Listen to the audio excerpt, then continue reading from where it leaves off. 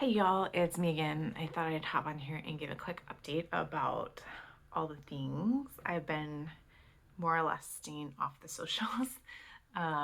Just because I've had so much going on and a couple big updates about things related to microscopic colitis and just learning this autoimmune stuff. Um, where to start? So I think the big one is that I'm going on medical leave from my job, which is huge. I've never done that before. I felt really nervous doing that. There's still a stigma in my mind around it. And kind of in my heart, I knew that was something I had to do, but hadn't gotten around to doing it. And so in this last, I don't even know, I'm so tired. I don't even know what day this is. Just tired. This stuff is exhausting. I'm just not getting better, and because I'm not getting better, then my work is suffering, and I'm not able to focus the way that I would want, and the physical symptoms are such that it makes it difficult to work. So, assuming that everything finishes going through the process, which I've never done this before, but I guess for this particular company that does our short and long term leaves, you set up your date and then you just leave. So Monday the 1st is officially my first day on medical leave, although this Thursday, they don't work Fridays, Thursday the last working day. So that'll kind of effectively be that. And it's tentatively 6 weeks of time for medical leave. And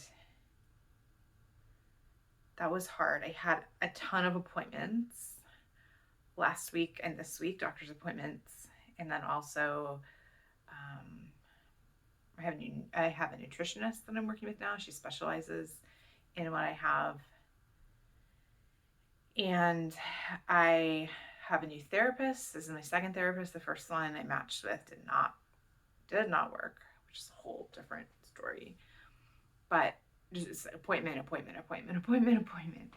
and realizing, okay, the treatment options are clearer and what I can do. And I'm just physically exhausted trying to get this to work.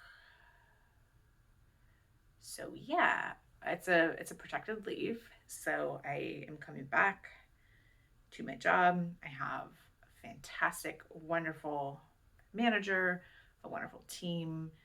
My clients have been supportive. I don't know why in my head I thought they wouldn't be. But people have been supportive. And I think, of course, when I've worked with people who've gone on medical leave of any type, I think, oh my goodness, do what you need to do. Life matters. So, and my physician had said, hey, that's why your company provides you with medical leave, because you work really hard for them and they want you to be healthy so you can keep working for them. So that was a funny capitalistic take. So yeah, that's the big news, going on medical leave. Should put me back mid-December. I don't know how this works. It could be that I need to extend. So 6 weeks, I can take up to 12 of short-term disability. And then it's, I think, up to a year. So another 9 months of long-term. And I'm glad I'm in the state of Washington. There's also state benefits that are available. So yeah, so that's the leave thing. That's happening. It's going to be odd. I did take a sabbatical before my 7th year in the company. This is year 15 as of Sunday, so it's pretty exciting. I had to take 3 months off, but that was a really positive time off. I was traveling and doing fun things and hobbies.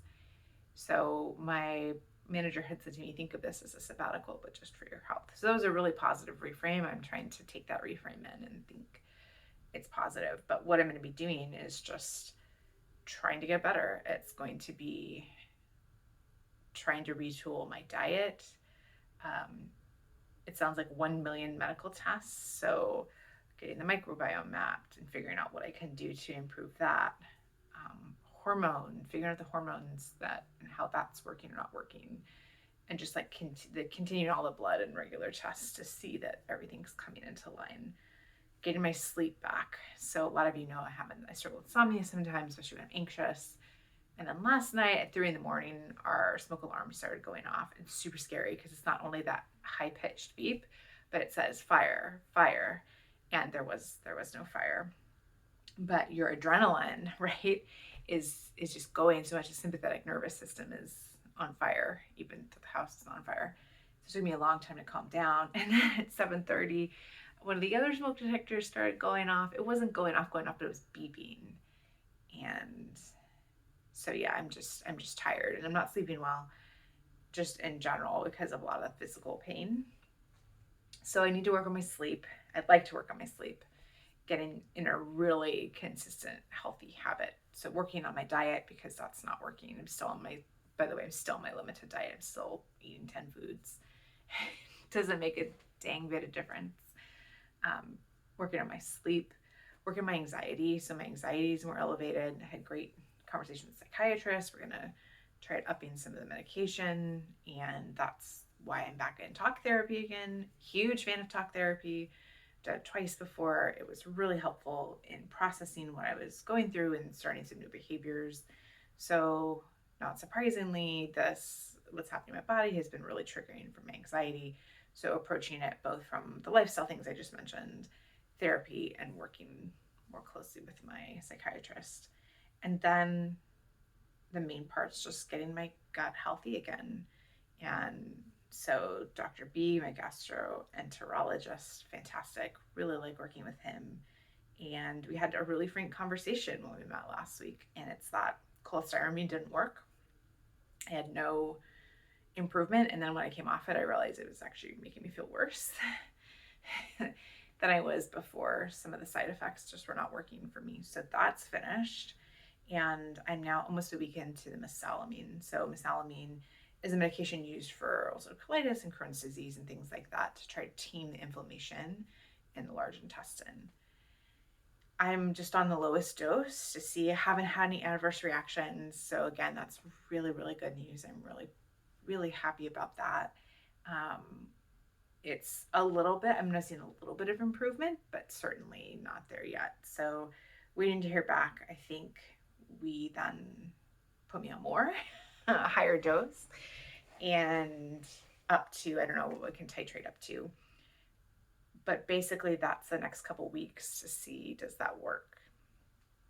So I'm really happy we're in agreement with that. We've got the next treatment in line, which may or may not work.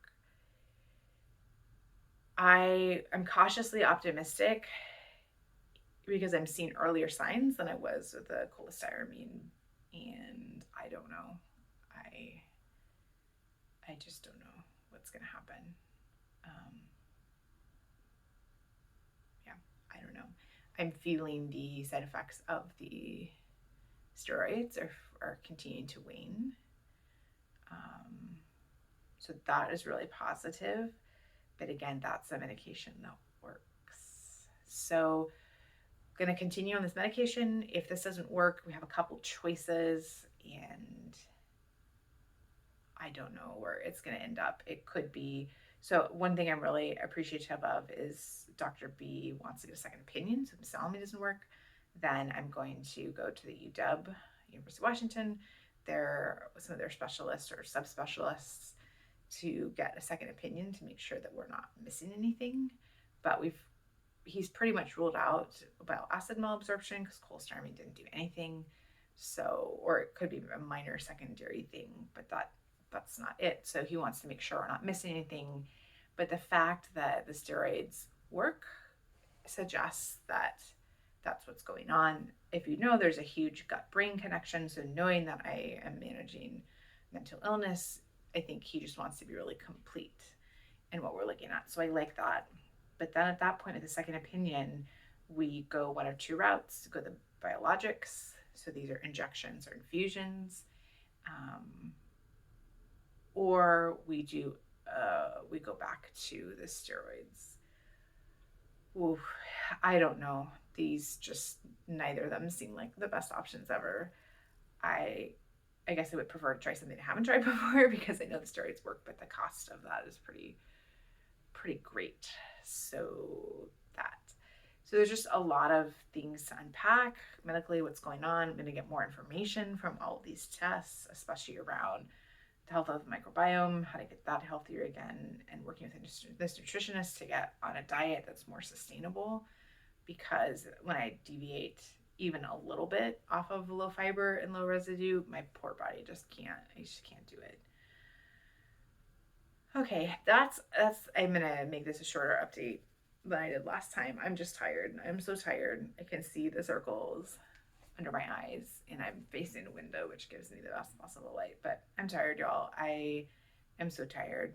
I just need to rest and try to figure out how to get better. So thank you for your support, everyone who's commented and sent me little notes. I appreciate it.